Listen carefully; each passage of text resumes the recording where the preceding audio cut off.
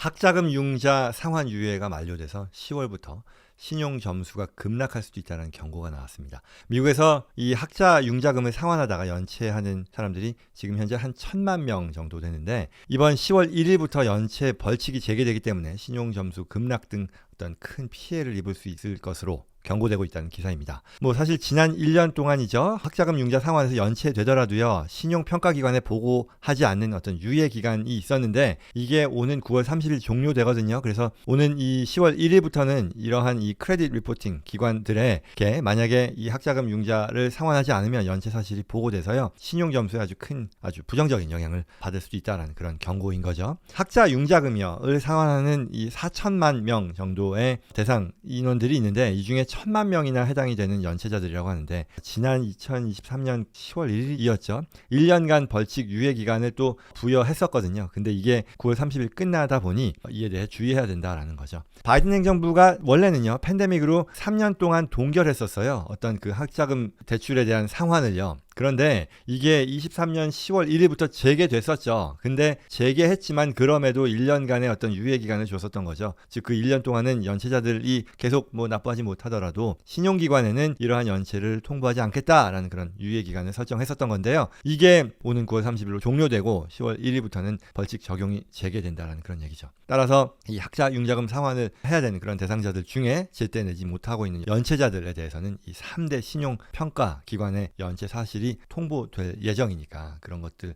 결국 해당자의 신용 점수 급락하게 되고, 그리고 이러한 신용 점수에 영향을 받는 그런 팩트들은요 7년간 영향을 미친다라고 하니까요 굉장히 크죠. 주의해야 될 부분입니다. 아시다시피 신용 점수가 미국에서 어떤 경제 활동을 하는 데서 굉장히 큰 영향을 미치잖아요. 모든 어떤 신용 거래, 모기지를 받거나 여러 가지가 있을 텐데 거부되거나 아니면 이로 인해 페널티 성격의 높은 이자를 부담하게 되는 거니까요. 최대한 이런 상황을 맞닥뜨리지 않는 게 좋겠죠. 다만 이와 관련해서요 10월 1일부터 벌칙 적용이 재개되더라도요 바이든 행정부는 추가의 유예 기간을 어떤 통상적인 30일보다 더 긴 90일 동안 부여할 것이다 라고 발표를 했으니 그렇게 전개가 될 것 같긴 합니다만, 그렇게 되면 학자금 이 융자금을요 상환 연체하더라도 올 연말까지는 신용평가기관에 통보하지 않을 것으로 예측되고 있다는 기사도 같이 추가되긴 했습니다. 그럼에도 이게 현재 이러한 내용을 모르는 분들 또는 이미 연체하고 있거나 앞으로도 제때 납부하지 못할 것으로 우려되는 사람들은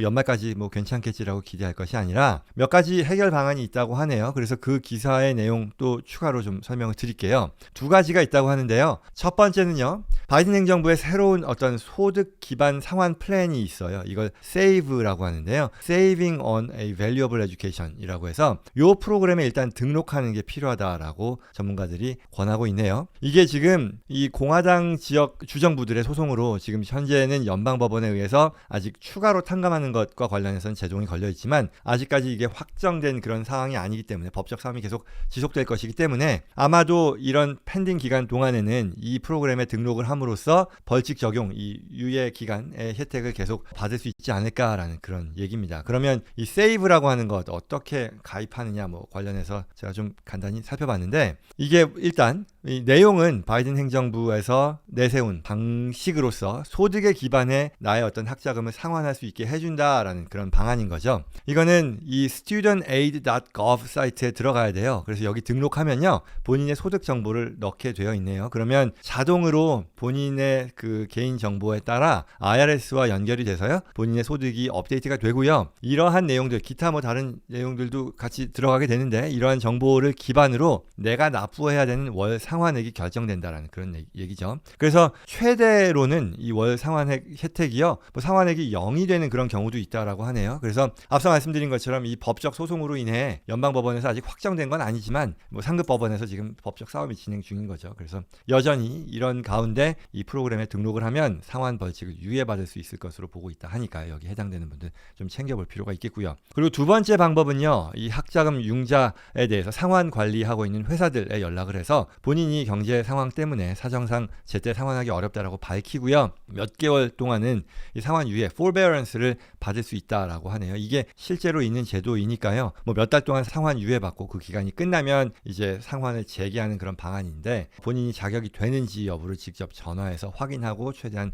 누리자라는 그런 얘기죠. 그래서 이거 역시도 이 서비스 제공자를 연락할 수 있다라는 거죠. 여기에 연락하고 나면 본인의 대출 계좌 번호라던가 소득 상황 또 지출 상황 이런 것들을 제공하게 되어 있는데요. 이걸 통해서 이 forbearance를 신청할 수 있으니까요. 이게 승인이 되면 일정 기간 동안 상환 의무가 중단이 되니까 혜택을 볼 수 있겠죠. 네, 그래서 이번 기사는 미국의 학자 융자금 상환 연체가 10월 1일부터 벌칙이 재개되고요. 여기서 벌칙이 적용이 되면 이 신용 점수가 급락할 수도 있으니 이를 대비해야 된다라는 것. 그래서 이 경우 본인의 어떤 안정적인 재정 생활에 영향을 받을 수 있으니까요. 이에 대해 미리미리 대비하는 게 필요하겠다. 여기 해당되시는 분들 꼭 챙겨보셔야겠다라는 그런 내용이었습니다.